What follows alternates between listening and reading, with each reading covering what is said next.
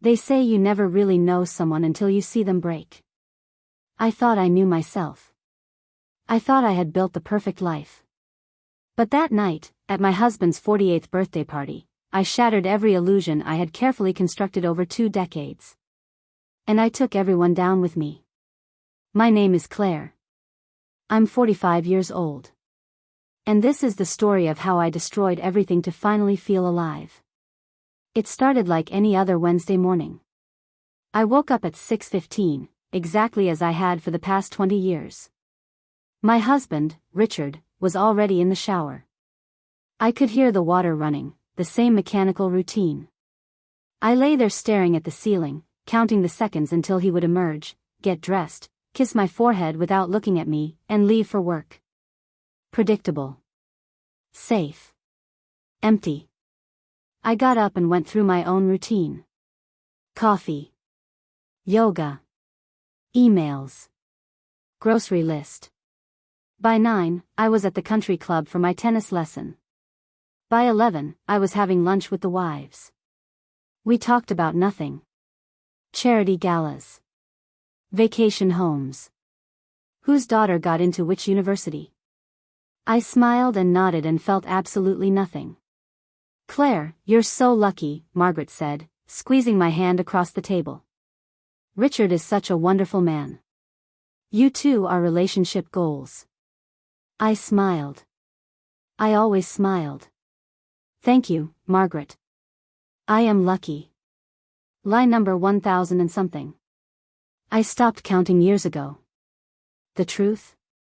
Richard and I hadn't had a real conversation in 5 years. We shared a bed, a house, a bank account, and absolutely nothing else. He worked 70 hours a week. I managed our social calendar. We were business partners playing house. And I was suffocating. But I was good at pretending. Everyone thought we were perfect. The successful investment banker and his elegant wife. The couple everyone wanted to be. If only they knew. That afternoon, I started preparing for Richard's birthday party. It was going to be big. 70 guests. Catered dinner. Live music. I had been planning it for months. Every detail was perfect because that's what I did. I made everything perfect on the outside while dying on the inside. My phone buzzed. A text message. Are you sure about Saturday? We can still cancel. David. My chest tightened. I stared at his name on the screen for a long moment before typing back. It's too late to cancel. Everyone's coming. That's not what I meant. I knew what he meant. And he knew I knew. David was Richard's best friend. They had known each other since college. When Richard and I got married, David was his best man. When David got married 5 years later, I helped plan his wedding. Our lives had been intertwined for decades. Dinners every month. Vacations together. Holidays. Birthdays. David knew me better than my own husband did. And that was the problem. It started innocently. 2 years ago, at another party, another perfect night. Richard was networking, as always. I was alone in the kitchen, refilling ice buckets. David came in to help. You okay? He asked. Such a simple question. But the way he looked at me when he asked it. The way he actually waited for an answer. The way he saw through my smile. I'm fine, I said automatically. No, you're not. And just like that, the dam cracked. We started talking. Really talking. First at parties, then through messages, then during long walks when Richard was traveling. David listened. He asked questions. He remembered things I said. He made me feel seen. I told myself it was just friendship. That I needed someone to talk to. That it meant nothing. But then came the night that changed everything. Richard was in Singapore for 2 weeks. David's wife, Jennifer, was visiting her mother. We met for coffee. Coffee turned into dinner. Dinner turned into wine. Wine turned into confessions. "I think about you all the time," David said, his voice barely above a whisper. "Don't," I replied. But I didn't move away. "I can't help it, Claire. You're all I think about." I should have left. I should have said no. I should have protected my marriage, his marriage, our friendship. But I didn't. That night, we crossed a line we could never uncross. And for the first time in years, I felt something. Guilt. Shame. Fear. But also something else. Something I had forgotten existed. Desire. Connection. Life. We told ourselves it was a mistake. That it would never happen again. That we would pretend it never happened and move on. But we were lying. To each other and to ourselves. It happened again. And again. For 6 months, we lived in the shadows. Stolen moments. Secret messages. A parallel universe where we could be honest and real and broken together. And then I got pregnant. I was 43 years old. Richard and I hadn't been intimate in over a year. There was no question whose child it was. I was terrified. Elated. Devastated.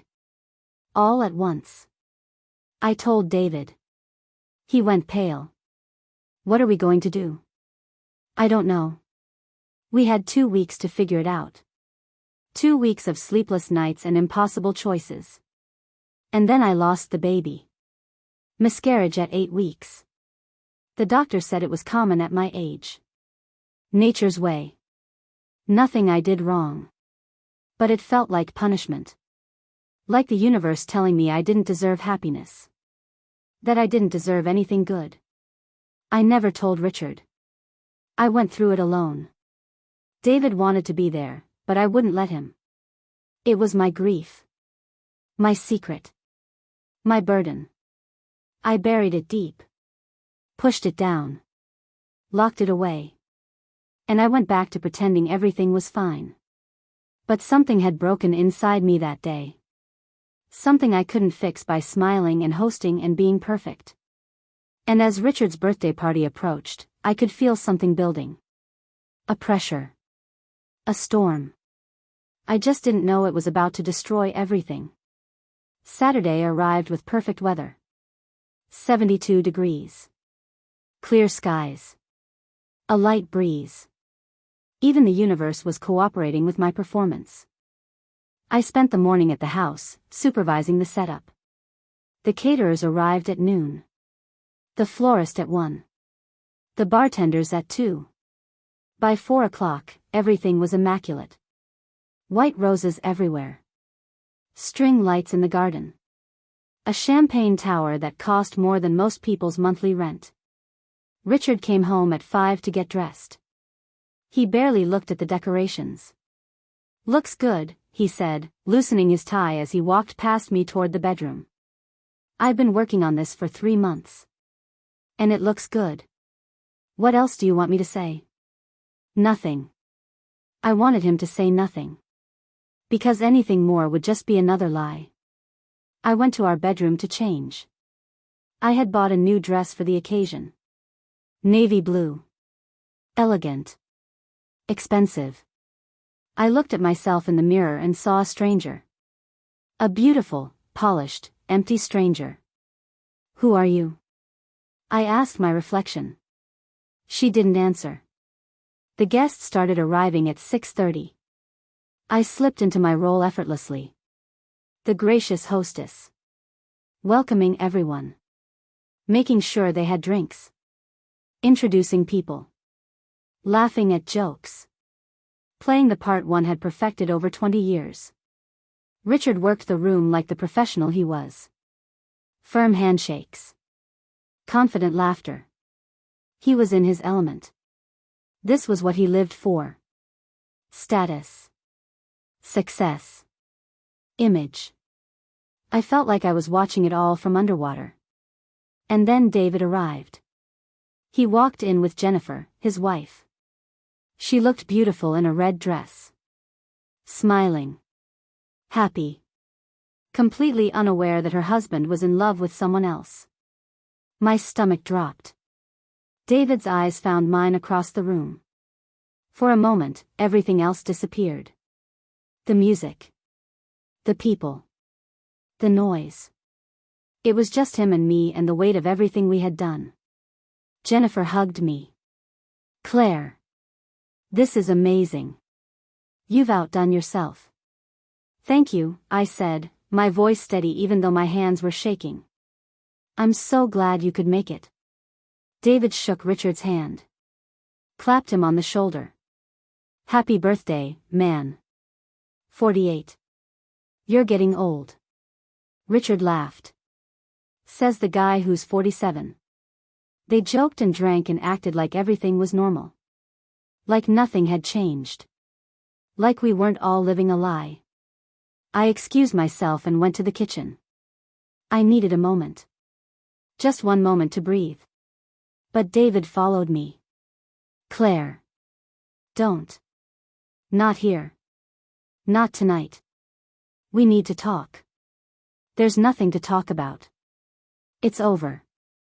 It's been over. Has it? I looked at him. Really looked at him. At this man who had seen me. Who had held me.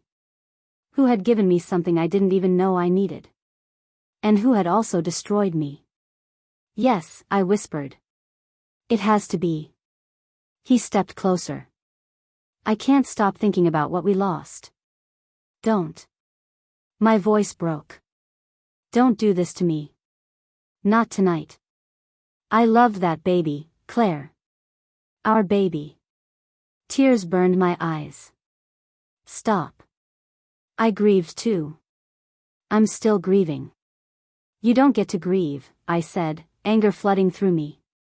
You don't get to claim that pain. You went home to your wife. You moved on. I carried that loss alone. Because you wouldn't let me be there. Because it was impossible. Because we were already destroying everything. The kitchen door opened. Jennifer walked in, smiling. There you are. I was looking for. She stopped, her smile fading as she looked between us. Is everything okay? Fine, I said quickly, wiping my eyes. Just some smoke from the grill. Making my eyes water. She didn't look convinced, but she didn't push. Okay. Well, they're about to do the toast. Richard is looking for you. I nodded and walked past David without looking at him. But I could feel him watching me. And I knew tonight was not going to end well. The toast happened. Richard's college friend made a speech about success and friendship and living your best life. Everyone raised their glasses. I smiled and drank champagne and felt the walls closing in. Dinner was served. I sat at the head table next to Richard. David and Jennifer were 2 tables away. I could feel his eyes on me the entire time. After dinner, people danced. I moved through the crowd, making sure everyone was happy. Playing my role. But I was unraveling. At 10 o'clock, I went upstairs to our bedroom. I just needed 5 minutes. 5 minutes of silence. I sat on the edge of the bed and put my head in my hands. The door opened. I looked up, expecting Richard. It was David. You need to leave, I said. I can't do this anymore, Claire. Do what? Pretend. Act like I don't feel what I feel. Like we didn't lose something real. We lost nothing because it was never real. It was a fantasy. A mistake. Is that what you really think? It's what I have to think. He sat down next to me. Too close. I love you. Those 3 words. The words I had wanted to hear from my husband for years. And they were coming from the wrong person. Don't, I whispered. I love you, and I can't keep pretending I don't. You have a wife. Who I don't love. Not the way I love you. And I have a husband. Who doesn't see you. Who doesn't know you. He was right. And that made it worse. This has to end, I said. Tonight. It has to end tonight. Then let's end it honestly. Tell them. Leave him. I'll leave Jennifer. We can finally be together. That's insane. Is it? Or is what we're doing now insane? The door burst open. Richard stood there, his face red, his phone in his hand. What the hell is going on? My heart stopped. Richard. I saw the messages. His voice was shaking. I saw everything. Time slowed down. The world tilted. Your phone synced to the iPad, he continued, his voice getting louder. I was looking for the playlist and I saw them. Months of messages. I saw everything. David stood up. Richard, let me explain. Explain? Richard's voice was a roar now. Explain how my best friend has been sleeping with my wife? It wasn't like that. Then what was it like? Richard turned to me, his eyes blazing. Tell me, Claire. What was it like? I opened my mouth, but no words came out. All the lies. All the pretending. All the years of holding it together. It was over. And in that moment, something inside me snapped. Not with fear. Not with shame. With relief. You want to know what it was like? I stood up, my voice steady for the first time in years. It was real. Richard stared at me like I had slapped him. It was real, I repeated. It was someone actually seeing me. Someone caring about what I think. What I feel. Someone asking me how I'm doing and actually waiting for an answer. I'm your husband. In name only. The words erupted from me. When's the last time you looked at me, Richard? Actually looked at me? When's the last time we had a conversation that wasn't about your work or our social calendar? When's the last time you touched me like you meant it? So this is my fault? No. It's my fault. I stayed. I pretended. I played the perfect wife while dying inside. That's on me. Jennifer appeared in the doorway, her face white. David? What is she talking about? David turned to her, and I saw the moment he made his choice. Jennifer, Tell her, I said. Tell her everything. I'm done lying. Claire, don't, David pleaded. But I was past caring. Past protecting. Past pretending. We had an affair, I said, looking directly at Jennifer. For 6 months. I'm sorry. I'm so sorry. Jennifer's face crumpled. How could you? I don't have a good answer. I was lonely. I was lost. And he was there. You were my friend, she whispered. I know. And I betrayed you. I betrayed everyone. Richard was shaking. 6 months. 6 months you've been lying to me. 20 years, I corrected him. I've been lying to you for 20 years. Every time I said I was happy. Every time I said I loved this life. Every time I smiled and played the role you needed me to play. What are you saying? I'm saying I'm done. The words came out clear and certain. I'm done pretending. I'm done living a lie. You're leaving me? I don't know. Maybe. All I know is I can't do this anymore. The room was silent except for Jennifer's quiet crying. David reached for her. Jennifer, please. She jerked away from him. Don't touch me. I'm sorry. I never meant to hurt you. But you did. She was screaming now. You did hurt me. Both of you. People were gathering at the door. Guests. Friends.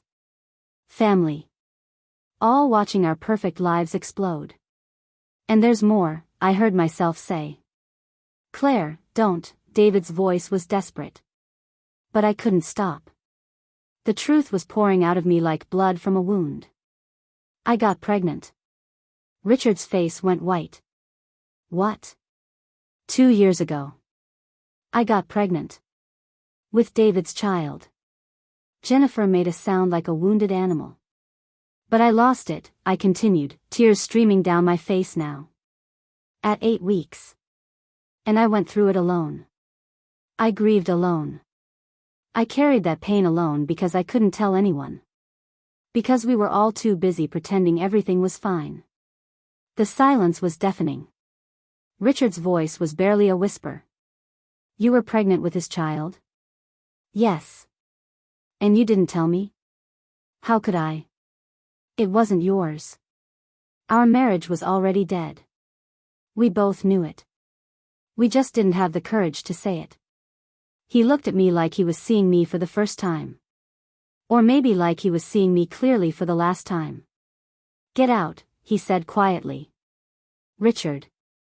Get out of my house. Now. I looked around the room. At the guests. At Jennifer's broken face. At David's guilty expression. At Richard's cold eyes. And I felt something I hadn't felt in years. Freedom. Okay, I said simply. Okay. I walked past them all. Down the stairs. Through the garden where the party was still technically happening, though everyone had stopped to stare. Past the champagne tower. Past the white roses. Past the perfect life I had built and just destroyed. I got in my car and drove away. And I didn't look back. The next few weeks were a blur of lawyers and phone calls and cold logistics. Richard wanted a divorce. Fast. Quiet. As much as possible given that our dirty laundry had been aired in front of 70 witnesses. I moved into a hotel at first, then a small apartment downtown. 1 bedroom. Minimal furniture. Nothing like the house I had left. It felt like freedom. David tried to call me 17 times in the first 3 days. I didn't answer. Whatever we had, whatever we thought we had, was done. It had to be. It was born from lies and loneliness, and it died the moment the truth came out. He left a voicemail on day 4. I know you don't want to talk to me. I understand. But I need you to know that I'm sorry. Not for loving you. I'm not sorry for that. But for the way it happened. For the pain we caused. Jennifer filed for divorce. She won't speak to me. I lost my best friend. I lost my marriage. But somehow, the thing that hurts most is losing you. I hope someday you can forgive me. I hope someday you can forgive yourself. You deserved better than what I gave you. Better than what Richard gave you. Better than the life you were living. I hope you find it. I deleted the message. But I couldn't delete the words. The social fallout was brutal. Friends chose sides. Most chose Richard. The narrative became clear quickly. I was the villain. The unfaithful wife who destroyed 2 marriages.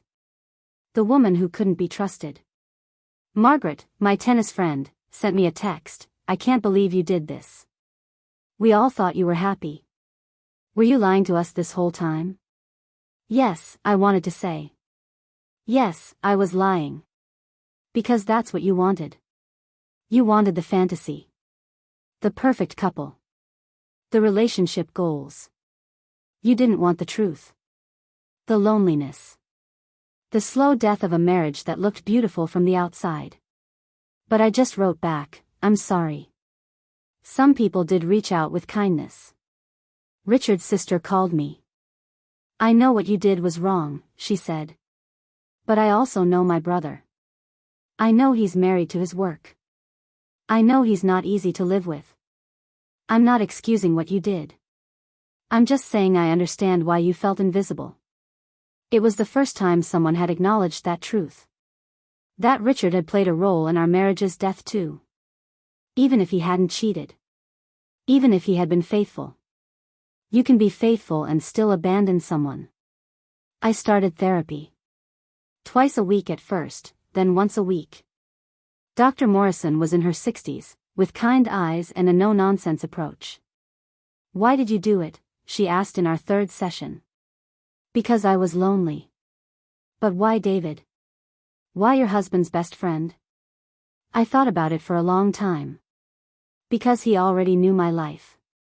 He knew Richard. He knew our world. I didn't have to explain why I felt the way I felt. He already understood. And the pregnancy? My throat tightened. I didn't expect to feel that way about it. What way? Happy. For a brief moment, I was happy. Even though it was impossible. Even though it would destroy everything. I was happy because something was finally real. And when you lost it? I felt like I was being punished for wanting something of my own. Do you still feel that way? Sometimes. Dr. Morrison leaned forward. Claire, you're not being punished. You're grieving. Not just the baby, but the life you thought you had. The person you thought you were. That's a lot to lose all at once. She was right. I was grieving everything. The marriage. The affair. The baby. The identity. The life. But I was also waking up. For the first time in years, I was making decisions for myself. Not for Richard. Not for society. Not for appearances.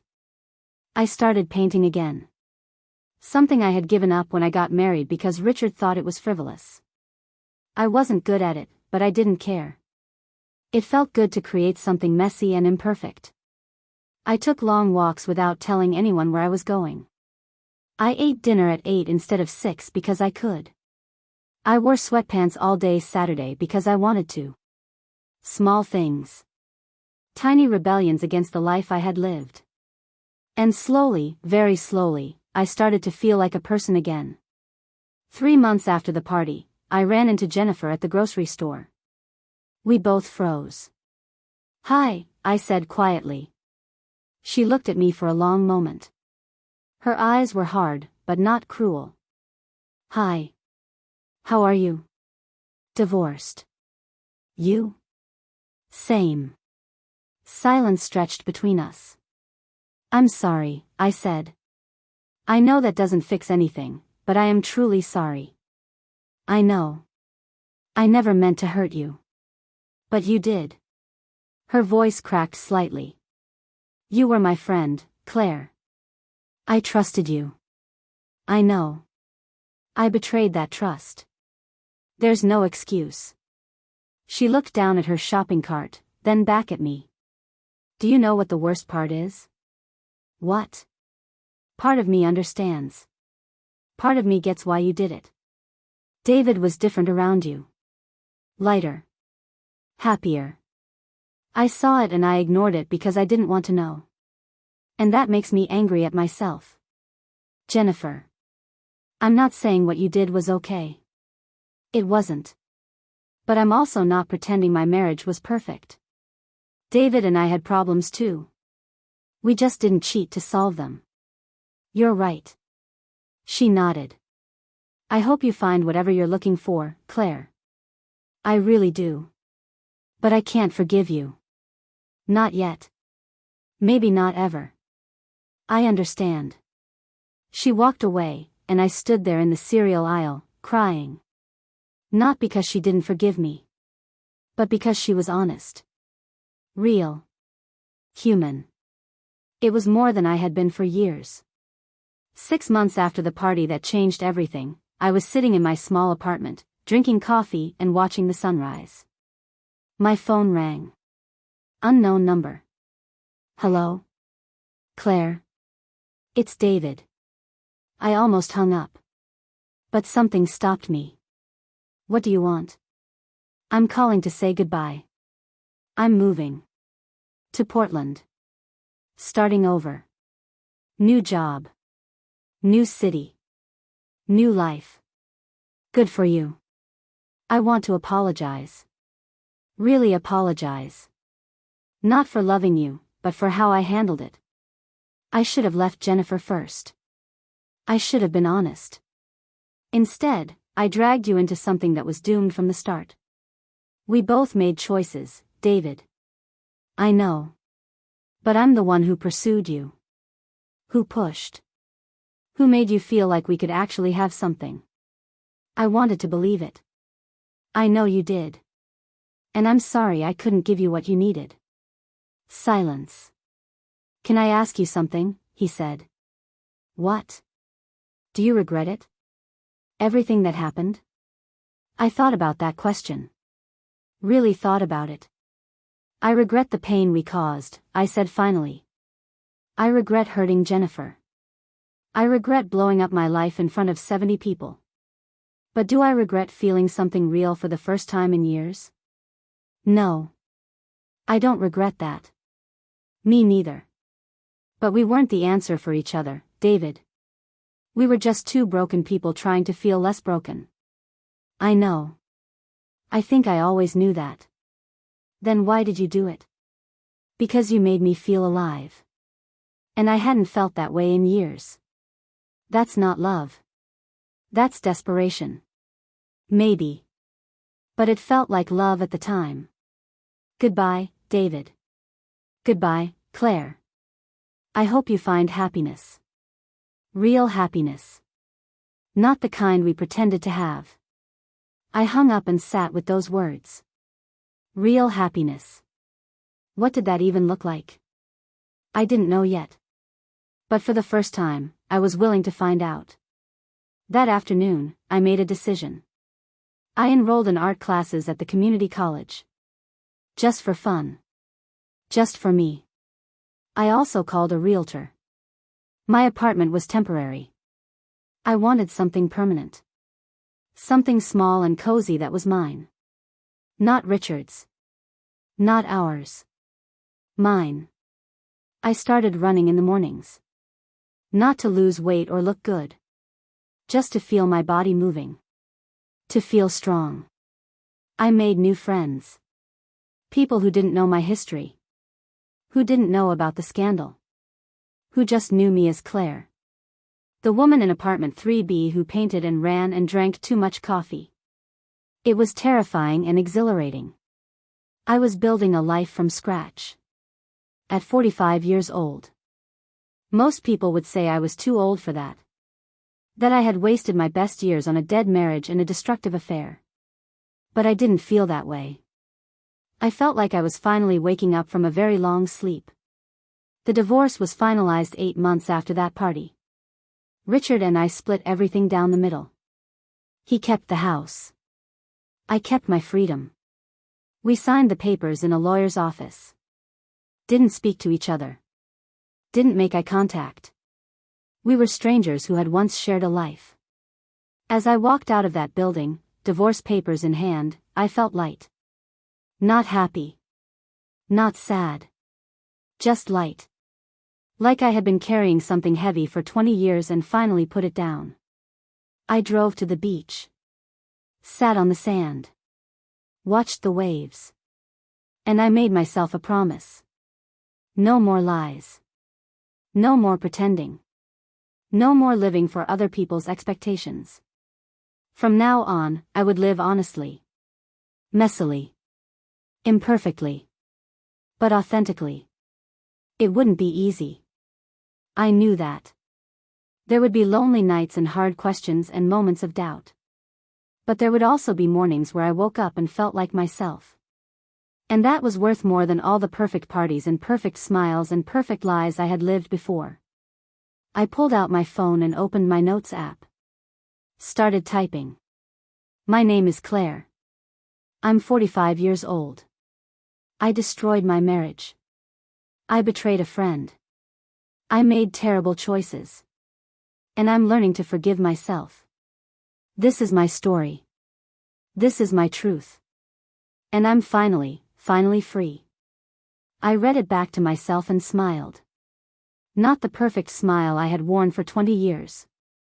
But a real one. A year after that night, I was still in therapy. Still painting. Still running. Still building my life piece by piece. I got a text one morning from an unknown number. Claire, this is Margaret. I know we haven't spoken since everything happened. I want you to know I'm sorry for how I reacted. I was judgmental and cruel. I've been going through my own marriage struggles, and it's made me realize how little I understood about what you were going through. I'm not asking for forgiveness or friendship. I just wanted you to know that I see you differently now. And I hope you're doing okay. I stared at that message for a long time. Then I wrote back, thank you for saying that. It means more than you know. I hope you find whatever you need too. It wasn't reconciliation. But it was something. People were complicated. Relationships were complicated. Life was complicated. And I was learning to be okay with that. I was also learning to be okay with being alone. Not lonely. Alone. There was a difference. Lonely was what I felt in my marriage. Surrounded by people but completely isolated. Alone was what I felt now. By myself but completely present. I dated a little. Casually. Nothing serious. I wasn't ready for serious. Maybe I would be someday. Maybe I wouldn't. For now, I was content learning who I was outside of being someone's wife. Someone's affair. Someone's scandal. Just Claire. That was enough. One evening, I was at an art gallery opening. My teacher had some pieces on display and invited the class. I was standing in front of a painting, abstract, chaotic, beautiful, when someone spoke beside me. What do you think it means? I glanced over. A man, maybe 50, with salt and pepper hair and kind eyes. I think it means whatever we need it to mean, I said. He smiled. I like that answer. What does it mean to you? He studied the painting. Freedom. Breaking free from something. Starting over. That's exactly what it means to me too. We stood there in comfortable silence, two strangers finding meaning in art. I'm James, he said eventually. Claire. Nice to meet you, Claire. You too. We talked for a while. About art. About life. About nothing and everything. He asked for my number. I gave it to him. Not because I was looking for a relationship. But because I was finally open to possibilities. To being surprised by life instead of controlling it. To letting things unfold instead of forcing them into perfect little boxes. That night, I went home and stood in front of my bathroom mirror. Looked at myself. Really looked. I saw a woman with lines around her eyes. Gray streaks in her hair. Imperfections she would have hidden before. But I also saw strength. Truth. Survival. I saw someone who had broken apart and was putting herself back together in a completely new way. You did it, I whispered to my reflection. You broke free.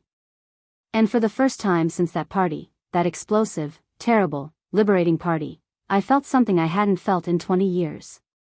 Pride. Not in what I had done. But in who I was becoming. The woman who had the courage to tell the truth, even when it cost her everything. The woman who chose authenticity over comfort. The woman who was learning, finally, to live. If you've ever felt trapped in a life that looks perfect from the outside, write in the comments. You're not alone. And if this story resonated with you, subscribe for more real, raw, honest stories about life, love, and finding yourself when everything falls apart. Because sometimes you have to lose everything to finally find yourself. And sometimes the most shocking thing you can do is simply tell the truth.